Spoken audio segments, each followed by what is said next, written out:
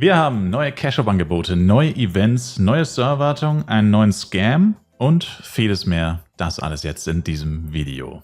Ja, und ich habe gerade einen Scam angesprochen. Was ist damit gemeint? Ich weiß es nicht hundertprozentig selber, aber das hier wurde im Discord von Piccolo geschrieben. We have learned that there are currently phishing links in circulation targeting your login details. We have already reported the incident to Facebook to remove the link from their site as soon as possible and we encourage you to do the same. Heißt also, vermutlich handelt es sich um Links, die auf Facebook verbreitet werden, aber grundsätzlich sollte man wahrscheinlich dann trotzdem aufpassen, weil die könnten ja auch auf Discord oder so die Runde machen, I guess. Until then, we ask you to do the following. Do not log into these websites, especially not with your regular login details. Report players who distribute these links immediately via Helpshift or Modmail. Und ja, always remember that nobody has money to give away. Should Gala or WeMate Connect organize such a giveaway event, we will offer it on the official channels. Also wenn irgendjemand von euch sagt, yo, hier ist ein Giveaway, klick auf den Link. Obviously klickt ihr dann nicht auf den Link, weil sonst verliert ihr alles und niemand wird euch irgendwas erstatten. Jo, dann aber zu der Serverwartung. Wir haben hier Minor Fixes after Maintenance.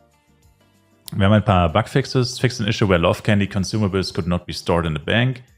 Fixed an issue where Monster Cosmetics did not drop in Cursed Instance dungeons.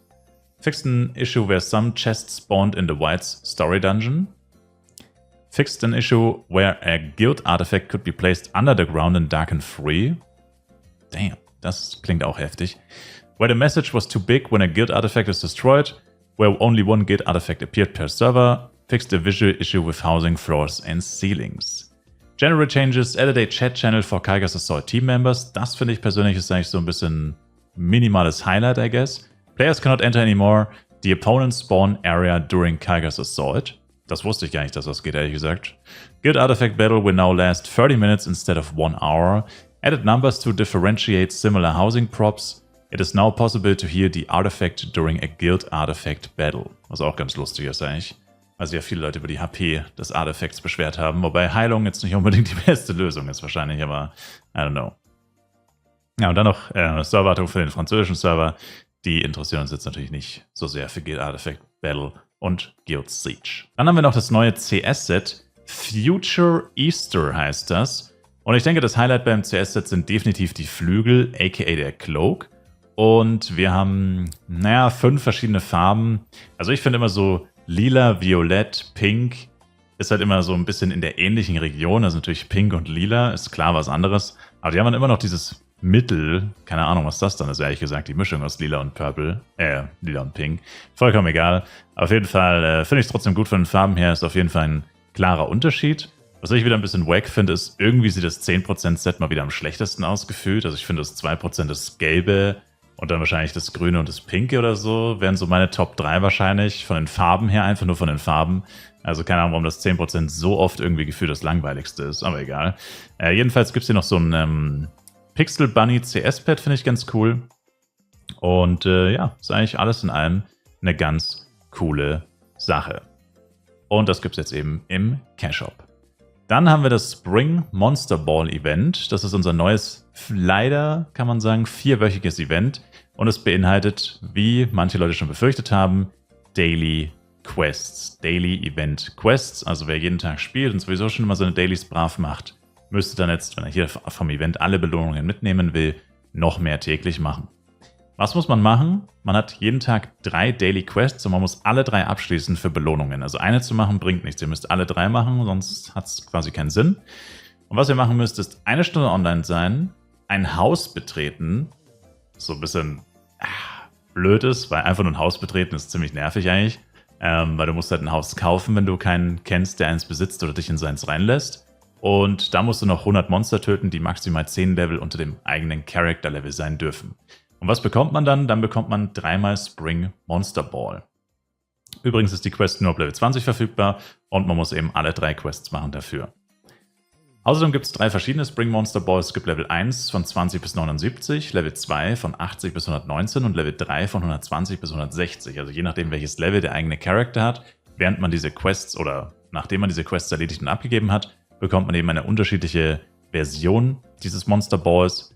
Und also mit dem Monster Ball kann man dann einfach Monster beschwören, die halten 10 Minuten lang, sind unterschiedliche Monster, man muss halt gucken bei den Level 1 Ball zum Beispiel, wenn man jetzt halt erst Level 20 ist, dann sollte man wahrscheinlich aufpassen, ob man ihn jetzt wirklich beschwören will, weil wenn halt ein Greymon Level 71 rauskommt, kannst du ihn halt nicht töten mit Level 20, also man sollte immer noch so ein bisschen das im Hinterkopf behalten, dass man die Monsterbälle sich vielleicht aufhebt, bis man ein bisschen höheres Level hat.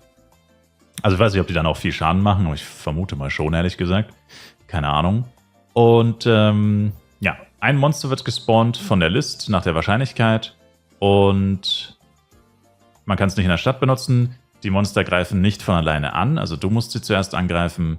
Nur man selbst, also derjenige, der es beschworen hat, kann angreifen oder Partymitglieder von demjenigen und die Belohnungen can only be attained by the Summoner and this applies the same even in Party Stages. Das heißt, töten kann man es mit verschiedenen Leuten in der Party, aufheben kann es nur derjenige, der den Monster Ball beschworen hat und die Monster verschwinden nach 10 Minuten. Was man dann bekommt, after defeating a summoned monster, you can get one Monster Box as a reward. Und hier gibt es auch quasi Monster Box Level 1, Monster Box Level 2, Monster Box Level 3 von Giant Monstern. Also hier haben wir noch die Unterscheidung, da bin ich gleich noch nicht drauf eingegangen. Wir haben quasi Giant Monster und normale Monster und je nachdem welches Monster spawnt, also warum das wichtig ist halt, weil dann eine unterschiedliche Box rauskommt. Das hier sind die Giant Monster Boxen und dann gibt es quasi noch die General Monster Boxen. Und da sind im Endeffekt halt einfach tonnenweise verschiedene Belohnungen drin. Also ich will jetzt nicht alles vorlesen, weil es echt ganz schön viel ist. Aber auf jeden Fall, ja, seht ihr es ja hauptsächlich Power-Ups in der Low-Level-Box. Das ist ja meistens so. Dann in der Medium-Box sind mehr oder weniger die gleichen Sachen drin. Eigentlich. Genau, ein bisschen andere Wahrscheinlichkeiten sind es noch. Ja, und auch minimale Unterschiede. Und dann bei der Level-3-Box sind es die meisten unterschiedlichen Items. Und ja, ist eigentlich ganz interessant. Was hier auf jeden Fall noch relevant ist, es gibt keine Protects, wenn ich das richtig gesehen habe. Also ich habe es irgendwo übersehen, es sind sehr viele Items. Das Einzige, was ich gesehen habe, ist Call of Weapon Bonus. Gibt es hier bei der General Monster 120 Plus Box. Ansonsten sollten es eigentlich nur Power-Ups sein, wenn ich mich nicht vertan habe. Und bei der Giant Box, nochmal schnell durchgucken. Genau, auch Weapon Bonus, also auch keine Protects. Das heißt, das Event ist halt... Also erstens ist es extrem random, also es gibt extrem viele Sachen. Also es gibt ja auch sowas wie Scroll of Pickup Boost, zum Beispiel Feedback 1 Tag, Custom Select Boxen, 30 Tage CS-Pad und so weiter und so fort. Ja, ist ganz interessant auf jeden Fall. Aber ich finde generell die Belohnungen, es ist halt sehr viel RNG auf jeden Fall dabei in dem Event. Klar, wenn du es jeden Tag machst, vor allem mit mehreren Charaktern, logisch, dann kann man davon immer ein bisschen profitieren. Aber für mich persönlich ist es jetzt tatsächlich nicht so ultra interessant, weil ich bin nicht der allerhärteste Fanboy von Power-Ups und jeden Tag extra diese Quest zu machen, ist ja dann natürlich trotzdem wieder ein bisschen kleiner Aufwand. Also mit dem Charakter, mit dem man jeden Tag sowieso online ist es im Endeffekt nur, dass man zusätzlich noch ein Haus betreten muss, dann bekommt man es automatisch mehr oder weniger, aber man muss die Quest ja trotzdem vorher annehmen. Und ja, das ist halt wie gesagt so die Frage, ob man das wirklich machen will oder nicht. Aber auf jeden Fall, worauf ich hinaus wollte, ist, man verpasst zumindest keine Products, weil man nicht an dem Event teilnimmt. Und von dem her ist es nicht so ultra schlimm. Eine Sache habe ich noch vergessen. Die Monsterbälle werden am 9. Mai, eine Serverwartung am 9. Mai tatsächlich entfernt. Also man sollte sie vorher auf jeden Fall benutzen. Das ist noch ganz wichtig. Und zu guter Letzt, leider eine, für mich zumindest, eher schlechte Nachricht. Und ich denke für ein paar andere Leute auch. Wir hatten ja erst vor 2 Monaten ein Accessory Upgrade Event. Und es gibt jetzt schon wieder ein Accessory Upgrade Event. Also meiner Meinung nach 2 Monate ist echt wenig, aber sie scheinen das jetzt wirklich im 2-Monats-Rhythmus zu machen, weil es war im September 1, dann im November 1, im Januar 1 und jetzt im März 1. Also es scheint offensichtlich wirklich, naja, alle 2 Monate jetzt ungefähr zu kommen. Zumindest ist es jetzt seit einem halben Jahr so. Also kann man davon ausgehen, das nächste kommt dann wahrscheinlich gegen Ende Mai, Anfang Juni, sowas in dem Dreh. Und ja, mal schauen. Also ich weiß nicht, wie viele Products ich habe, ehrlich gesagt. Ich werde natürlich upgraden, keine Frage. Aber es könnte tatsächlich sein, dass ich nicht mal eine Sache plus 20 machen kann, weil ich jetzt halt mich nicht so hart darauf fokussiert habe, Products zu sammeln. Und ja, aber mal gucken. Also werden wir auf jeden Fall das meiste rausholen, das alles rausholen, was geht. Aber wie gesagt, meiner Meinung nach kommt das jetzt etwas kurzfristig, etwas überraschend. Und ja, nicht so viel Zeit wieder gehabt, hier wirklich was aufzubauen. Aber das waren alle News, alle Events, alle Sachen von heute. Ich sage danke euch vielmals fürs Zuschauen. Ich würde mich selber ein Like, Kommentar, ein Abo von euch freuen. Und wir sehen uns im nächsten Fly Universe Video wieder. Bis dahin, macht's gut, haut's rein und ciao, ciao.